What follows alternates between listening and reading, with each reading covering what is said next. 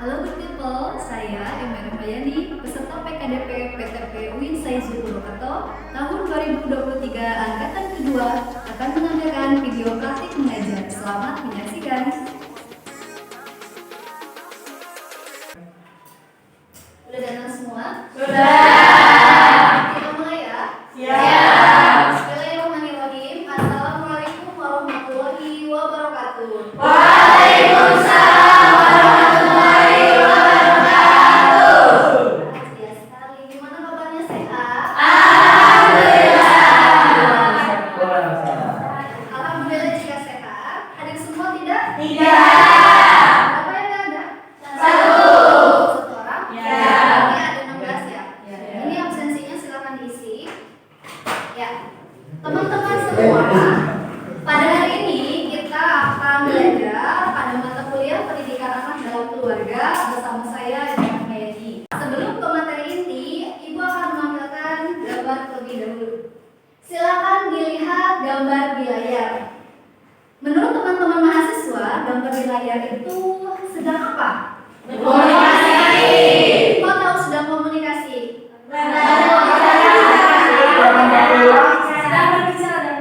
Sedang berbicara dan mendengar. Ada alat yang digunakan. Ya.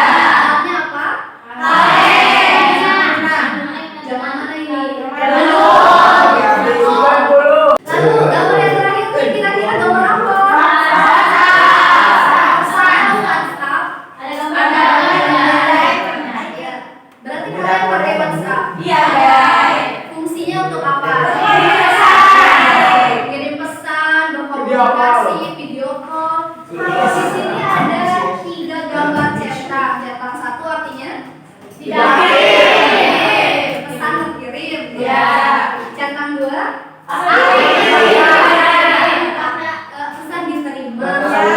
Cetak biru dari 3 gambar yang Ibu tampilkan berarti itu membahas seputar apa? Komunikasi. Betul sekali. Nah, dari 3 gambar tersebut itu adalah suatu perumpamaan antara orang yang sedang menjalankan komunikasi baik dengan alat yang sederhana ataupun di alat yang sudah canggih seperti saat ini. Salah satunya adalah WhatsApp. Nah, maka dari itu pada pertemuan kali ini kita akan membahas seputar komunikasi, tetapi komunikasi antara orang tua dengan anak. Ya, Ibu akan tampilkan dulu untuk tujuan pembelajarannya. Silakan teman-teman lihat. Tujuan pembelajaran hari ini ada 2. Yang pertama, mahasiswa mampu mendeskripsikan pengertian komunikasi efektif orang tua kepada anak. Dan yang kedua adalah mahasiswa mampu mengidentifikasi pola komunikasi yang baik antara orang tua dengan anak dari perspektif sains dan Islam. Iya. Nah, untuk sumber referensi pembelajaran teman-teman mahasiswa, silahkan kalian boleh mencari sumber dari buku, dari artikel, dari jurnal. Ini beberapa buku yang bisa dijadikan referensi. Ada Seni Menjadi Orang Tua Hebat, ada buku tentang kamus perasaan anak, dan juga ada buku tentang parenting menurut Islam atau Islamic parenting, ya. Dan juga teman-teman mahasiswa bisa mengambil referensi dari jurnal. Bisa teman-teman cari di Google Cendekia atau Google Scholar. Ini merupakan beberapa artikel ilmiah yang bisa dijadikan referensi, gitu ya. Oke, selanjutnya. Nah, tadi kan sudah lihat alat komunikasi. Nah, sekarang Ibu akan bertanya nih. Kira-kira apa yang dimaksud dengan komunikasi? Ngobrol satu sama yang ngobrol Oke, yang Seri, bagaimana Seri? ngomong aku dan lisan. Ngomong kamu dengan lisan. Yang lain? Interaksi antara satu orang dengan orang lain. Interaksi antara satu orang dengan orang lain. Ya, komunikasi secara pengertiannya merupakan proses penyampaian atau pertukaran informasi, baik berupa apa saja? Pesan, ide, Pesan. Ya, dari satu pihak ke pihak yang lain. Betul, baik secara verbal ataupun non-verbal. Kalau contoh komunikasi Langsung. Secara verbal. Tidak langsung. Berupa kata. Kalau non verbal. Pesannya berupa apa? Non verbal. Surat. Bisa berupa gerakan atau gerak tubuh. Misalkan begini.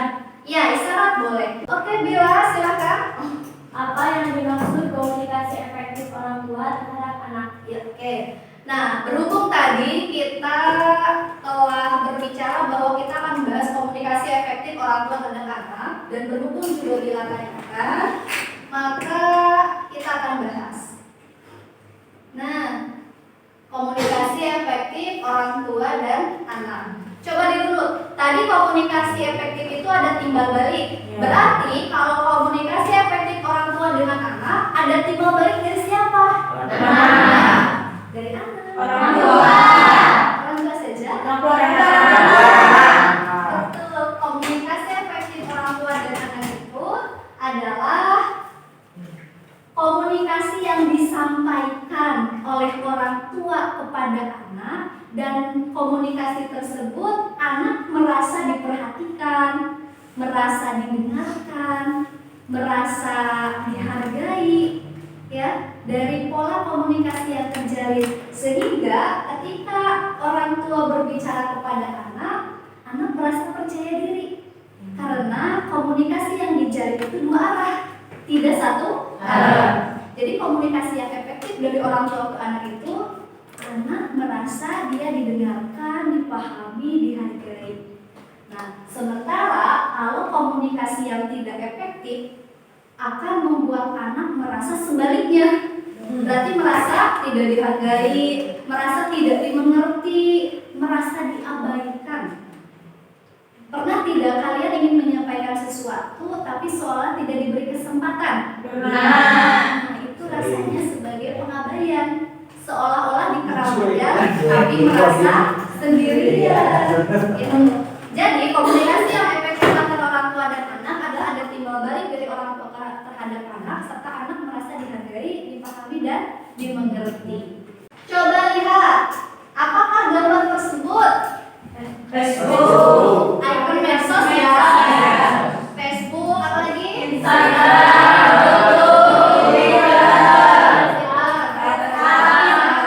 Nah, ada satu pertanyaan tentang gambar tersebut. Adakah di antara rekan-rekan mahasiswa yang lebih merasa nyaman bercerita di media sosial daripada dengan orang tua sendiri? Di kasus yang kedua, ini menunjukkan kasus yang berakibat fatal dari adanya komunikasi yang kurang efektif di lingkungan keluarga. Dari yang hanya pengabaian menjadi kekerasan. Lihat di layar, ini merupakan studi kasus yang menampilkan data grafik korban kekerasan anak nasional berdasarkan provinsi tahun berapa? 2023. Dilihat, ini merupakan hasil riset dari KMPPPA, Kementerian Pemberdayaan Perempuan dan Perlindungan Anak tahun 2023. Lihat, ada grafik yang paling tinggi menunjukkan angka kekerasan anak. Menunjukkannya di provinsi mana? Jawa. Luar biasa ya. Ternyata di Jawa Barat banyak sekali kasus. Dari kasus-kasus yang sudah Ibu utarakan, silakan rekan-rekan mahasiswa berkelompok sesuai kelompok yang sudah dibuat di pertemuan sebelumnya. Tolong diskusikan dan tolong dicari dari berbagai referensi identifikasi pola komunikasi efektif antara orang tua dengan anak berdasarkan studi literatur dari berbagai sumber, dari perspektif sains dan Islam.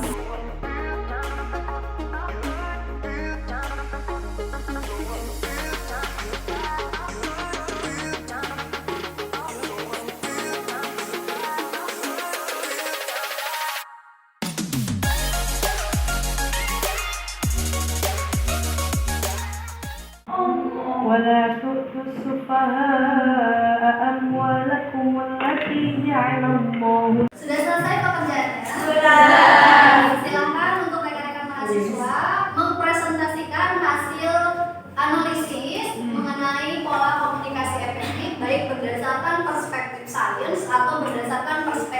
Islam. Assalamualaikum warahmatullahi wabarakatuh. Waalaikumsalam warahmatullahi wabarakatuh. Kami dari kelompok 4 akan sedikit menjelaskan tentang beberapa hal yang dapat dilakukan demi tercapainya komunikasi efektif dengan anak yang akan disampaikan oleh Ibu Susi. Terima kasih. Eye contact. Hal ini agar anak merasa ia diperhatikan dan didengarkan ketika berbicara. Drop the expectation. Sebaliknya, berkomunikasilah secara terbuka dan sehat tanpa memiliki harapan mengenai apa yang akan diutarakan oleh anak, bagaimana ia mengkomunikasikannya dan sebagainya. Assalamualaikum warahmatullahi wabarakatuh. Waalaikumsalam warahmatullahi wabarakatuh. Kami di sini akan mempresentasikan tentang komunikasi efektif berdasarkan perspektif Islam yang akan disampaikan oleh saudari Bunga. Terima kasih kepada moderator yang telah mempersilahkan saya untuk menjelaskan sedikit tentang komunikasi efektif berdasarkan perspektif Islam. Setelah kami mencari artikel tentang komunikasi efektif berdasarkan perspektif Islam, kami menemukan beberapa yang berkaitan dengan komunikasi efektif tersebut. Salah satunya yaitu qaulan ma'rufan. Dari kata qaulan ma'rufan sudah kita pahami bahwa qaulan adalah perkataan, ma'rufan adalah baik. Jadi qaulan ma'rufan adalah perkataan yang baik. Ya, tadi sudah dipresentasikan tentang komunikasi efektif berdasarkan sains dan perspektif Islam. Coba kita ingin tahu, ada yang bertanya? Oke, silakan. Selain dari perspektif Islam dan sains, adakah contoh sederhana komunikasi efektif orang tua kepada anak? Ya, berarti pertanyaan dari Vera adalah adakah contoh sederhana komunikasi efektif orang tua terhadap anak?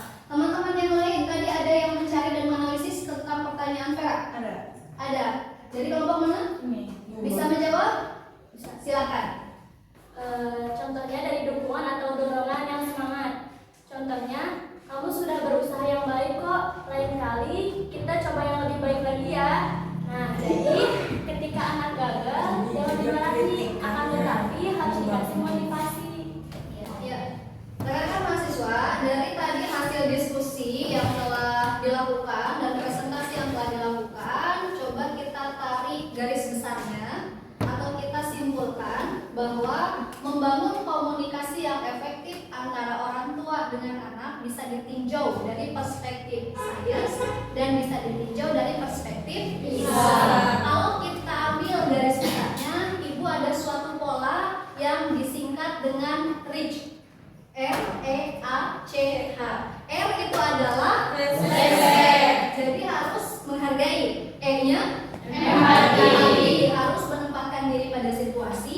O-nya artinya dapat dimengerti dengan baik. Kemudian C-nya artinya kejelasan dari informasi itu sendiri sehingga tidak menimbulkan penafsiran yang berlainan. Serta yang paling terakhir adalah